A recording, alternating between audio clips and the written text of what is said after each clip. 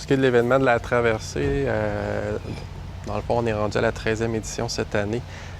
C'est parti avec des spectacles, tout ça. Et c'est greffé la traversée en tant que telle, les compétitions de natation. Donc, c'est devenu un ensemble, donc on a un volet culturel, un volet sportif dans tout ça. Donc, au niveau de la planification de la traversée en tant que telle, l'événement majeur, je dirais que dès qu'on termine l'événement, un petit peu de vacances, puis après ça, on repart déjà pour la prochaine édition, en même temps qu'on finalise l'édition qui vient de passer avec notre post-mortem, tout ça. Et puis, on embarque dans la planification. Là, c'est les demandes au niveau des gouvernements, tout ça. Puis on commence déjà à regarder les artistes là, à l'automne parce que ça se book quand même assez rapidement. Et puis là, ça en découle tout au long de l'année. Ma collègue, dans le fond, Edith, là, qui est là avec moi tout au long de l'année. Nous, au niveau de l'organisme en tant que tel, on a un conseil d'administration et on a 2 équipes de comités organisateurs, un pour le volet culturel et un pour le volet natation.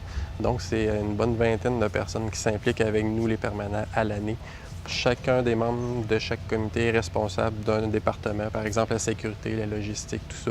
Donc, cette personne-là est la référence pendant le montage ou pendant l'événement pour ça. Ces personnes-là s'occupent de trouver leurs bénévoles aussi. C'est quand même 350 bénévoles. Je pense qu'on est rendu tout le monde ensemble, donc ça fait du monde, des gens à trouver. C'est un des plus gros défis aussi de notre organisme, c'est de trouver ces gens-là justement pour que ça se déroule bien puis ça fonctionne bien là, tout au long du week-end, puis même avant aussi là, pour la préparation du site. T'sais, moi, je suis là au début de l'année pour travailler sur la traversée internationale avec les membres du comité organisateur aussi.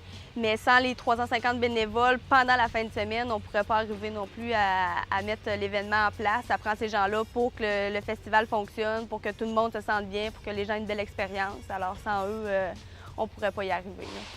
Là. Il y a plusieurs types, dans le fond, de bénévoles. Il y en a effectivement qui nous suivent depuis les débuts, qui sont là, ça fait au-dessus de 12 ans déjà. Et puis, on a souvent des nouveaux, des gens qui arrivent dans la région, qui ont le goût de s'impliquer, qui ont le goût de connaître des gens, qui viennent être bénévoles avec nous. Les gens peuvent s'impliquer de différentes façons. Il y en a qui aiment ça être là avec nous pendant tout le week-end, comme il y en a qui viennent donner 3-4 heures de leur temps, puis c'est parfait pour nous aussi. Fait que c'est vraiment selon ce que les gens veulent faire, puis au niveau de leurs implications, mais toutes les implications sont importantes. Fait que les gens y vont selon ce qu'ils aiment là. En bout de ligne, les bénévoles, je pense qu'on essaie de leur dire souvent, mais on leur dit jamais assez. Puis je pense que c'est important de le dire. Je profite de l'occasion pour le faire aussi parce qu'on tient vraiment à les remercier parce qu'ils sont vraiment un moyen essentiel pour que la roue tourne bien. Donc, merci à tous les bénévoles qui s'impliquent. Puis surtout, continuez à vous impliquer parce qu'on a besoin de vous là, pour mener à terme chacun des événements, puis principalement celui de la traversée.